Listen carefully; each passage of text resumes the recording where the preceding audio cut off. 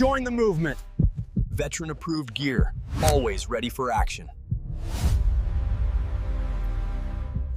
M17 Pistol. Why the US Army replaced its old sidearm. The decision didn't come from a single failure or a dramatic battlefield moment. It came quietly through years of data, frustration, and changing realities of modern warfare. For more than 3 decades, one sidearm symbolized American military service. It was familiar, trusted, almost untouchable, and yet, one day, the US Army decided it was time to move on. This is the story of the M17 pistol and why the Army replaced its old sidearm. 1.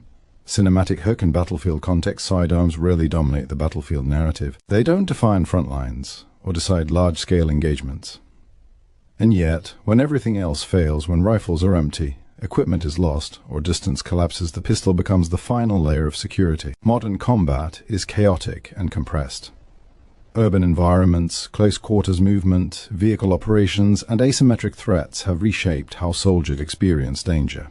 The sidearm is no longer just an officer's symbol or a backup of last resort. It is a constant companion, carried through long patrols, confined spaces, and moments where reaction time matters more than range. The M17 entered service not to be iconic, but to be relevant. It reflects how warfare has changed and how even the smallest weapons must evolve to keep pace. 2. Why this weapon was created. The replacement of the Army's previous sidearm was not driven by nostalgia or branding. It was driven by practical concerns that had accumulated over time. The old pistol had served well, but the battlefield it was designed for no longer existed in the same form. Operational feedback highlighted issues of adaptability, ergonomics, and compatibility with modern equipment.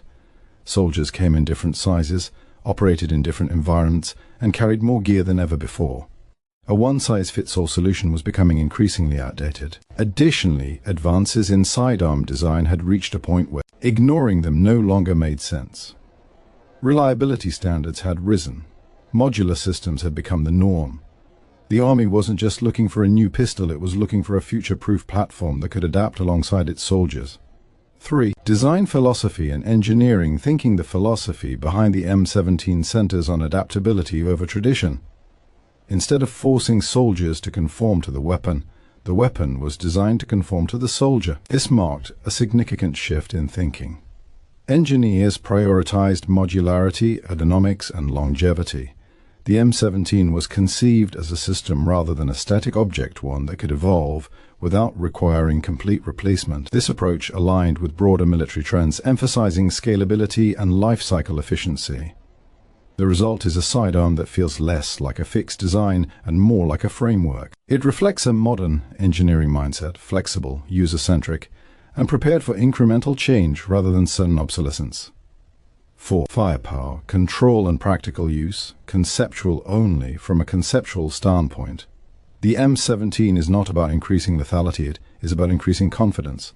A sidearm's role is inherently limited, but within that role, predictability and control are critical. The M17 emphasizes manageable recoil, consistent performance, and intuitive handling. These qualities matter not in ideal conditions, but under stress when fine motor skills degrade and decisions are made in fractions of a second. Rather than redefining what a pistol can do, the M17 focuses on doing its job reliably. It supports the soldier's need for a dependable last resort option without demanding excessive adaptation or specialized handling. Accuracy, range, and realistic expectations. Pistols operate within clear limitations. They are not precision tools for extended distances, nor are they intended to dominate engagements. The M17 does not attempt to escape these realities, it embraces them. Accuracy in this context is about consistency. The ability to perform predictably within expected distances, under pressure, and across varied conditions. The M17 is designed to maintain this consistency regardless of the operator's hand size or equipment load. This reliability allows soldiers to trust the weapon without overestimating it. On the modern battlefield, understanding limitations is as important as leveraging strengths. 6. Modularity, optics, and modern integration. One of the most visible differences between the M17 and its predecessor is its readiness for modern integration. The battlefield is now a networked environment where information, visibility, and adaptability matter. The M17 accommodates contemporary enhancements without extensive modification. This visual and functional modularity allows the pistol to remain compatible with evolving standards, rather than becoming obsolete as technology advances. This is not about turning a sidearm into a primary weapon. It is about ensuring that even secondary tools are not left behind by progress. The M17 fits into the broad ecosystem of modern soldier equipment. Soldier experience and ergonomic reality, perhaps the most understated reason for the M17's adoption, is comfort.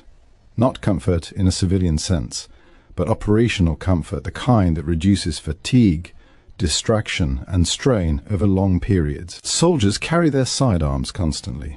Poor ergonomics accumulate into real problems over time. The M17 addresses this by offering adjustability and balance, allowing soldiers to carry it without fighting against it. This attention to the human element reflects a broader shift in military design philosophy.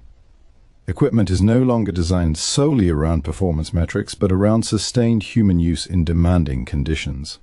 8. Psychological impact and confidence factor weapons carry psychological weight, especially sidearms. They represent self-reliance, authority, and personal security. When a soldier trusts their sidearm, it quietly reinforces confidence across countless small moments. The M17's consistency and adaptability contribute to this trust. It does not surprise its user. It behaves as expected. In high-stress environments, that predictability matters. For many soldiers, the transition to the M17 was not about excitement, it was about reassurance. A sense that their equipment was designed with their reality in mind, not inherited from a different era. Strengths, limitations, and honest trade-offs, the M17 is not without criticism. No weapon ever is. Its size, weight, and modernization come with trade-offs that must be acknowledged. Some prefer simplicity. Others question change when the old system still functioned. But these debates are part of honest evaluation.